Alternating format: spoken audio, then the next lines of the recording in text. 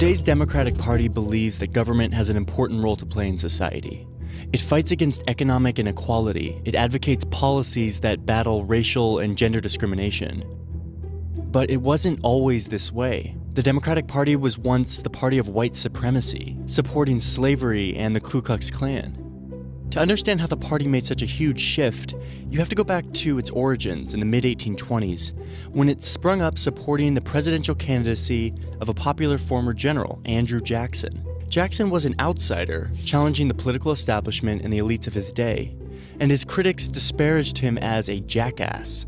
But Jackson embraced the animal as a symbol of determination, and donkeys started appearing in newspapers to represent him and his followers. In the 1828 presidential election, which saw record-breaking popular participation, Jackson won in a landslide victory. So his supporters argued that they, and not the old elites, represented the popular will of the country, and they started calling themselves the Democratic Party.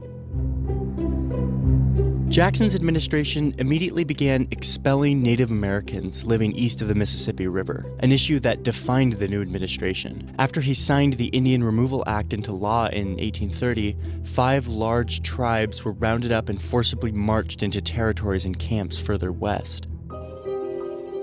And the Democrats' ambitions didn't stop there. In the 1840s, the party adopted the doctrine of manifest destiny, the idea that Americans, white Americans, were divinely entitled to dominate the whole North American continent. Democratic President James K. Polk put this idea into action, massively expanding U.S. holdings by annexing Texas, acquiring Oregon, and winning much of what's now the southwestern U.S. in a war with Mexico. But soon afterward, national politics devolved into bitter controversy over whether new states entering the Union should be permitted to allow slavery.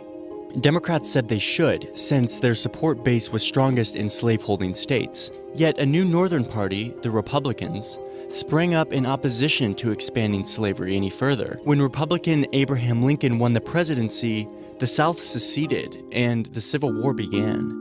Once the Civil War was over, the Republican Party was bitterly unpopular among white Southerners who wanted to maintain supremacy over former slaves. So the Democratic Party promised to limit federal government intervention on behalf of black citizens. Democrats became effectively the only political party in the South, aided by intimidation and suppression of black voters. Democrats also won on state and local levels, leading to the constant abuse of the rights of black citizens. As the 20th century began, the country was changing, and the Democratic Party was changing too. A handful of individuals and corporations had grown enormously rich and powerful, using their vast fortunes to influence politics. And as a reaction to this, some reformers began pushing an agenda of progressivism, arguing that the government should take more of a role in regulating big businesses and improving ordinary people's lives. At first, these progressive reformers were present in both parties. But it was Democrat Woodrow Wilson who won the presidency in 1912 and put much of this agenda into action over Republican resistance. So the Democratic Party became the main home for progressives, and the Republican Party became more the party of business. But it was the Great Depression of the 1930s that sealed the Democratic Party's new identity as the party of government activism. In an effort to combat the crippling economic situation, President Franklin Roosevelt signed what was then the largest package of domestic government projects in American history, calling it the New Deal. And in the process of doing this, his administration dramatically expanded the size of government. Yet the party was still split over race. By the mid-20th century, it contained Southerners who staunchly supported segregation, liberal reformers trying to end it, and many politicians who were just happy to look the other way. But in 1964, when the Senate voted on the Anti-Segregation Civil Rights Act, this shows how the progressive reformers in the party had gained the upper hand, steering the party away from its racist past towards equality and social justice. But the Democrats in the South voted against the Civil Rights Act, remaining wedded to the idea of segregation. This chart shows the presidential vote for black voters. Around the 1960s, black voters who had already been moving towards the Democratic Party would begin overwhelmingly supporting the Democrats from then on, and conversely, the Republicans would take a huge hit among black voters.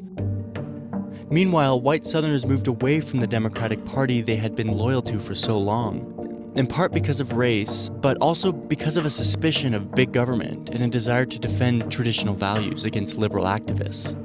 Democrats would go from dominating the South to losing almost all influence in the region. Thanks in part to this drop in popularity among white voters, Democrats started losing elections, often losing by huge margins. But demographically, the US is becoming an increasingly non-white country, and the Democrats have had a comeback thanks in part to minority voters. The huge influx of Hispanic voters has especially benefited Democrats. These demographic shifts helped the Democratic Party, once the advocates of white supremacy and slavery, to elect the first black president in 2008, showing just how much the party had changed over the years. Yet it's not entirely clear where the future of the Democratic Party will lie. But as America becomes more diverse, it's likely that the Democratic Party's appeal among minorities will continue to be its strength into the future.